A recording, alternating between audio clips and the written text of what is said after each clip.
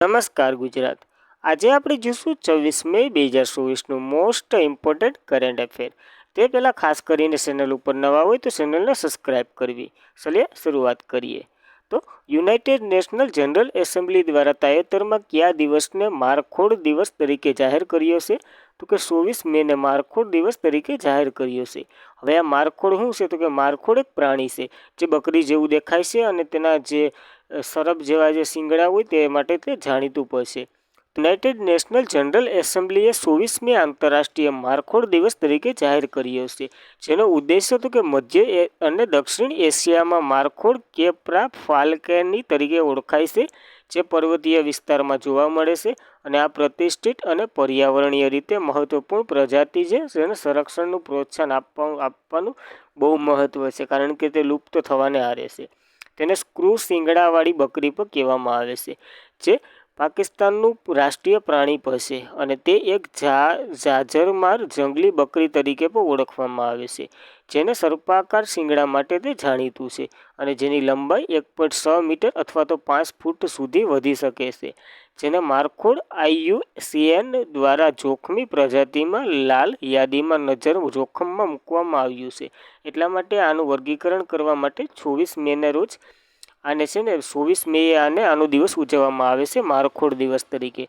તો હવે તાજેતરના થોડાક દિવસો જોઈ લઈએ જે ઉજવવાની શરૂઆત ગયા વર્ષે અથવા તો આ વર્ષે કરી હોય તો એના માટે જોઈ લઈએ. તો કે યુનાઇટેડ નેશનલ જનરલ એસેમ્બલીએ 24મી મે આંતરરાષ્ટ્રીય મારખોડ દિવસ આપણે જોઈએ.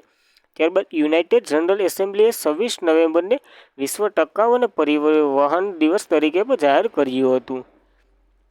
ત્યારબાદ રાષ્ટ્રીય ડોલ્ફિન દિવસ 5 ઓક્ટોબરે, હિમોફોબિયા દિવસ 15 માર્ચે અને મિત્રતા દિવસ તો કે 6મી ડિસેમ્બરે, આંતરરાષ્ટ્રીય રોગશાળાની તૈયારીનો દિવસ તો કે 27 ડિસેમ્બરે અને નેશનલ સ્ટાર્ટઅપ ડે તો કે 14 જાન્યુઆરી. હવે શૌર્ય દિવસ તો કે 23 જાન્યુઆરીએ અને વીર બાળ દિવસ તો કે 26 ડિસેમ્બરે, પાર્ટીશન ફોર્મસ મેમોરિયલ ડે તો કે 14 ઓગસ્ટે અને આદિવાસી ગૌરવ દિવસ તો કે 15 નવેમ્બરે ઉજવવામાં આવે છે. ભાલા ફેંકનો દિવસ તો કે 7મી ઓગસ્ટે ઉજવવામાં આવે છે. આંતરરાષ્ટ્રીય મહિલા ન્યાયાધીશ દિવસ તો કે 10મી માર્ચે ઉજવવામાં આવે છે.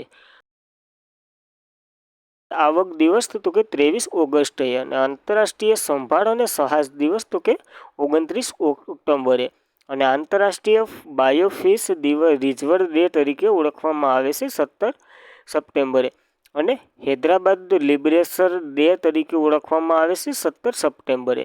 તો ખાસ કરીને આ દિવસો યાદ રાખવા જે ગયા વર્ષે અથવા તો આ વર્ષે જ ઉજવવાની જેની શરૂઆત કરી હોય તે. આ વખતે આપણે મે મહિનાના દિવસો નથી લેતા, ગયા દિવસે કે એના પરમ દિવસે જ્યારે દિવસ ઉજવીશું ત્યારે પાછા મે મહિનાના દિવસે જોઈ લઈશું. તો આવી રીતના નવું કરવામાં આવે છે આપણી ચેનલ ઉપર, તો તમને પસંદ આવે તો ખાસ કરીને ચેનલને સબસ્ક્રાઈબ કરજો. ત્યારબાદ તાજેતરમાં નાફેડના પ્રમુખ તરીકે કોને ચૂંટવામાં આવ્યા છે? જે નાફેડના ચેરમેન તરીકે પણ ચૂંટવામાં આવ્યા હોય તો કે જેઠાભાઈ ભરવાડની નિમણૂક એટલે કે ચૂંટાયા છે નાફેડના પ્રમુખ તરીકે. તો તાજેતરમાં નાફેડના પ્રમુખ તરીકે જેઠાભાઈ ભરવાડને ચૂંટવામાં આવ્યા છે. જે જેઠાભાઈ ભરવાડની વાત કરીએ તો ગુજરાત એ ડેપ્યુટી સ્પીકર છે.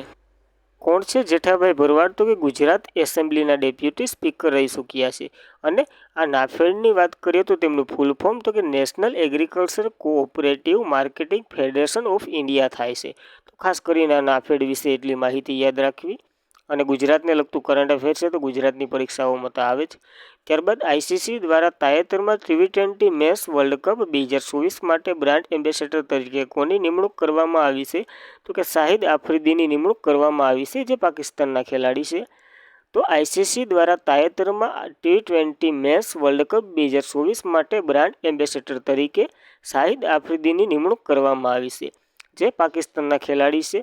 હવે ICC મેન્સ T20ની વાત કરીએ તો ICC men's T20 world cup 9મી આવૃત્તિ હશે, જે 2024માં યોજાશે અને 1થી 29 જૂન દ્વારા 2024માં યોજવાની છે. આ જે વેસ્ટ ઇન્ડિયા અને અમેરિકામાં સંયુક્ત રીતે રમાશે અને કેનેડા, યુગાન્ડા, અમેરિકા પ્રથમ વખત આમાં ભાગ લેવા જઈ રહ્યો છે અને પ્રથમ વખત 20 ટીમો આમાં ભાગ લેવા જઈ રહી છે. તો બહુ જબરદસ્ત મેચ થવાની છે.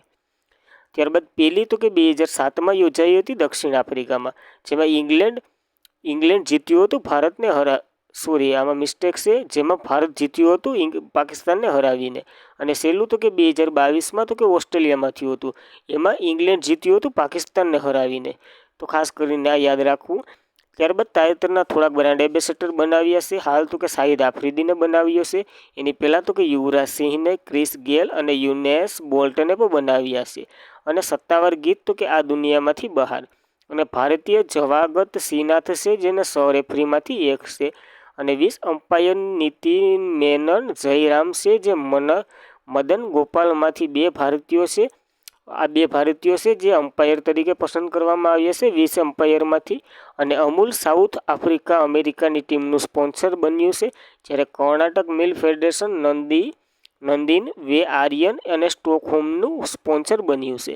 તો સ્પોન્સર વિશે આપણે આગળના વિડીયોમાં ચર્ચા કરી હતી કે કેવી રીતના હોય. ત્યારબાદ આઈસીસીની વાત કરીએ તો ઇન્ટરનેશનલ ક્રિકેટ કાઉન્સિલ તેનું ફૂલ ફોર્મ થાય છે. તેમની રચના તો કે 1909માં થઈ હતી. અને હેડક્વાર્ટર તો કે દુબઈના યુએઈમાં આવેલું છે. એટલે દુબઈમાં આવેલું છે યુએઈમાં. અને હાલના સીઓ તો કે જોફર એલાન્ડિસ છે, જે ઓસ્ટ્રેલિયાના છે. અને ચેરમેન તો કે ગ્રેગ બાર્કલ છે, જે ન્યૂઝીલેન્ડના છે. તો આઈસીસી વિશે એટલી ખાસ કરીને ડિટેલ યાદ રહેવી જોઈએ.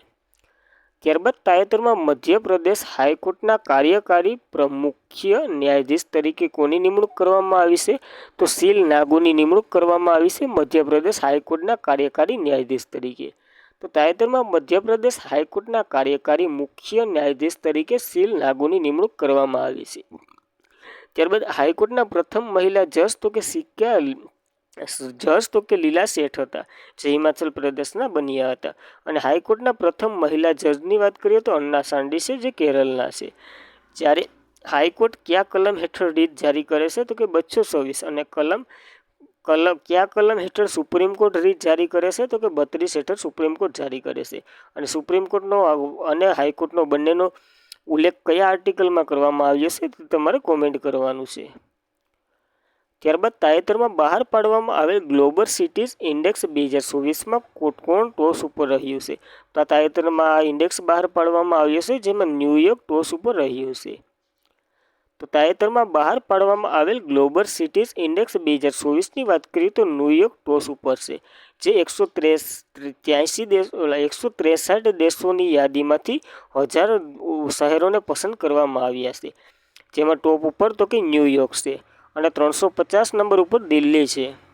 અને 1000 નંબર એટલે કે છેલ્લા સ્થાનની વાત કરીએ તો જે ભારતનું છે સુલતાનપુર, તે 1000માં નંબર ઉપર છે. તો દિલ્હીનું યાદ રાખવું 350 નંબર ઉપર છે. અને પહેલું તો યાદ રહેવું જોઈએ ન્યૂયોર્ક અમેરિકાનું, જે પ્રથમ નંબર ઉપર છે.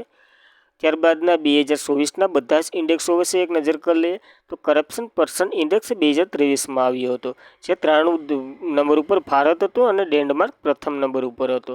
સ્વાસ્થ્ય સર્વેક્ષણ 2023ની વાત કરીએ તો ઇન્દોર અને સુરત પ્રથમ નંબર ઉપર હતા.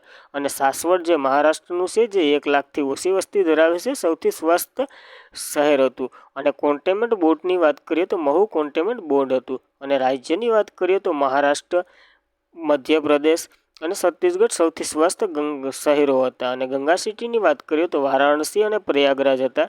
ત્યારબાદ સફાઈ મિત્ર શહેરની વાત કરીએ તો ચંડીગઢ હતું. ત્યારબાદ સ્નો લેપર્ડ રિપોર્ટ 2023ની વાત કરીએ તો 718 ચિત્તાઓ હિમદીપડાઓ છે, જ્યારે વધારામાં વધારે લદ્દાખમાં છે અને મિનિમમ જમ્મુ કાશ્મીરમાં છે. ટોમ ટ્રાફિક ઇન્ડેક્સ રેન્કિંગની વાત કરીએ 2023નો તો કે લંડન પહેલા નંબર ઉપર હતું અને બેંગ્લોર 6થા સ્થાને છે. હવે ડેમોક્રેસી ઇન્ડેક્સ 2023ની વાત કરીએ તો 41મા નંબર ઉપર ભારત છે. નોર્વે પ્રથમ નંબર ઉપર છે. વૈશ્વિક બૌદ્ધિક સંપ્રદાય સૂચકાંકની વાત કરીએ તો 42મા નંબર ઉપર ભારત છે. યુએસ પ્રથમ નંબર ઉપર છે. અને લિંગ અસમાનતા સૂચકાંકની વાત કરીએ 2022નો 108 નંબર ઉપર ભારત છે અને ડેનમાર્ક પ્રથમ નંબર ઉપર છે. માનવ વિકાસ સૂચકાંક 2022ની વાત કરીએ તો 137મા નંબર ઉપર ભારત છે અને સ્વિટ્ઝરલેન્ડ પ્રથમ નંબર ઉપર છે. જ્યારે વર્લ્ડ હેપીનેસ રિપોર્ટની વાત કરીએ તો 124મા નંબર ઉપર ભારત છે અને ફિનલેન્ડ પ્રથમ નંબર ઉપર છે. ગ્લોબલ ફાયર પાવર ઇન્ડેક્સની વાત કરીએ તો 4થા નંબર ઉપર ભારત છે. ટોચ ઉપર તો કે યુએસ છે. અને સાયબર ક્રાઇમ ઇન્ડેક્સની વાત કરીએ તો 10મા નંબર ઉપર ભારત છે. રશિયા પ્રથમ સ્થાન ઉપર છે. બિઝનેસ એન્વાયરમેન્ટ રેન્કિંગ 2024ની વાત કરીએ તો 51મા નંબર ઉપર ભારત છે. સિંગાપુર પ્રથમ નંબર ઉપર છે. હ્યુરન દ્વારા વૈશ્વિક યુનિકોર્ન ઇન્ડેક્સ 2024 બહાર પાડવામાં આવ્યું હતું, જેમાં ભારત ત્રીજા નંબર ઉપર છે. યુએસ અને ચીન પહેલા બીજા નંબર ઉપર છે. જ્યારે વિશ્વનું ત્રીજું સૌથી મોટું ઈ માર્કેટિંગ સ્થળ બન્યું હતું જીમે. તો ખાસ કરીને એટલું યાદ રાખવું. ત્યારબાદ વિશ્વ પ્રેસ સ્વતંત્રતા સૂચનાંક 2024 બહાર પાડવામાં આવ્યો હતો. એમાં 159 નંબર ઉપર ભારત હતું. નોર્વે પ્રથમ નંબર ઉપર હતું અને રિપોર્ટર વિધાઉટ બોર્ડર દ્વારા બહાર પાડવામાં આવ્યો હતો. જ્યારે યાત્રા અને પ્રવાસન વિકાસ સૂચનાંકની વાત કરીએ તો 2024નો તો કે 39મા નંબર ઉપર ભારત હતું અને યુએસ પ્રથમ નંબર ઉપર હતું. જ્યારે ગ્લોબલ સિરીઝ ઇન્ડેક્સ 2024ની વાત કરીએ તો ન્યુયોર્ક પ્રથમ નંબર ઉપર છે અને દિલ્હી તો કે 350મા નંબર ઉપર છે. જ્યારે સિપ્રી દ્વારા બહાર પાડવામાં આવ્યું હતું લશ્કરી ખર્ચ માટેનો ઇન્ડેક્સ, તેમાં ભારત ચોથા નંબર ઉપર છે, યુએસ પ્રથમ નંબર ઉપર છે. તો આ મિત્રો 2024ના તમામ ઇન્ડેક્સો આવી ગયા, તો ખાસ કરીને રિવિઝન કરવું અને કર્યા કરવું. ત્યારબાદ તાજેતરમાં યુએનના SRSGના પદ પર કોની નિમણૂક કરવામાં આવી છે? તો કે કમલ કિશોરની નિમણૂક કરવામાં આવી છે. તો આના વિશે માહિતી લઈએ. તો તાજેતરમાં યુનાઇટેડ નેશનલમાં SRSGના પદ પર કમલ કિશોરની નિમણૂક કરવામાં આવી છે. હવે SRSG એટલે કે special representative on the security guard general એનું ફૂલ ફોર્મ થાય છે. તો ખાસ આ ફૂલ ફોર્મ યાદ રાખવું અને તેની નિમણૂક તો કે કમલ કિશોરની નિમણૂક કરવામાં આવી છે આના માટે.